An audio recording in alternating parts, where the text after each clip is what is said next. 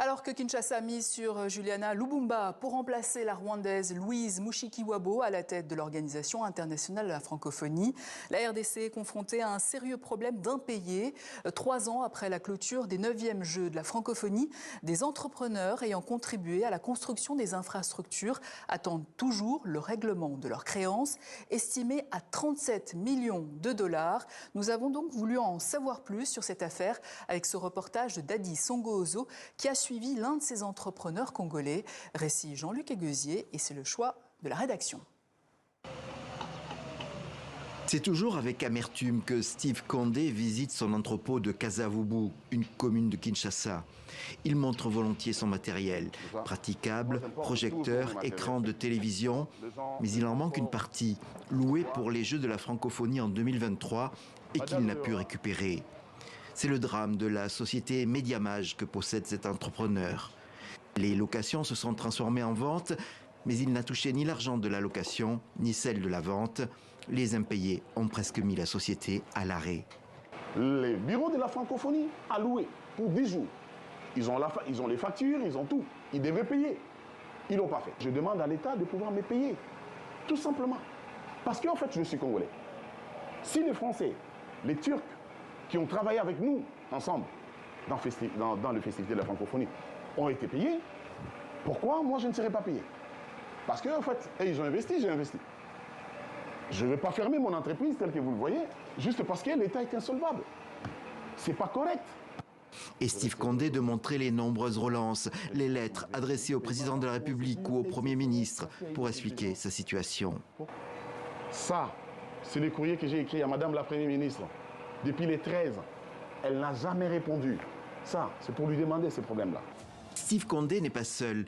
Même le chanteur Ferrigola, qui s'était produit pendant la cérémonie d'ouverture, a dû longuement patienter. Il n'a été payé qu'en janvier dernier. Et en février, un collectif d'entrepreneurs s'est manifesté.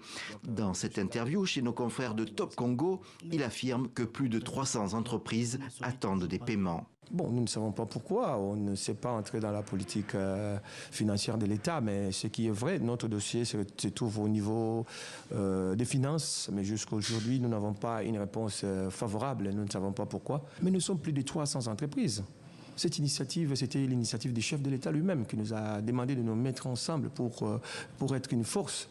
Il y a plus de 5000 employés qui sont en chômage parce qu'on ne sait pas continuer à les engager parce que nous n'avons pas de moyens pour faire vivre nos entreprises.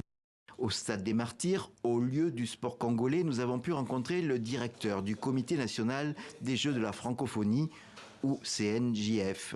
Il a géré et gère toujours un budget de plus de 66 900 000 € en tant que pays organisateur. Il reconnaît une certaine lenteur, mais reste rassurant.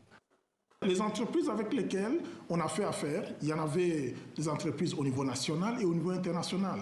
Et les paiements se faisaient par échéance. Donc le dernier paiement qui devrait être fait, c'est celui qu'ils attendent encore. C'est vrai que ça prend un peu plus de temps, mais on est en train de travailler, le gouvernement est conscient de cela et il fera l'effort nécessaire pour que tous ces prestataires soient payés. Mais tous ne relèvent pas du budget du CNJF. Isidore Kwanja connaît le cas de Steve Condé, le directeur de Mediamage, qui a écrit à toutes les autorités.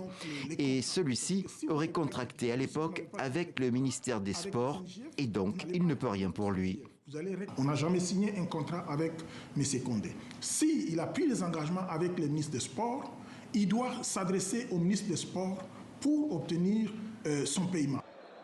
Combien sont-ils pris dans les méandres de l'administration congolaise? Et de quel budget relèvent-ils?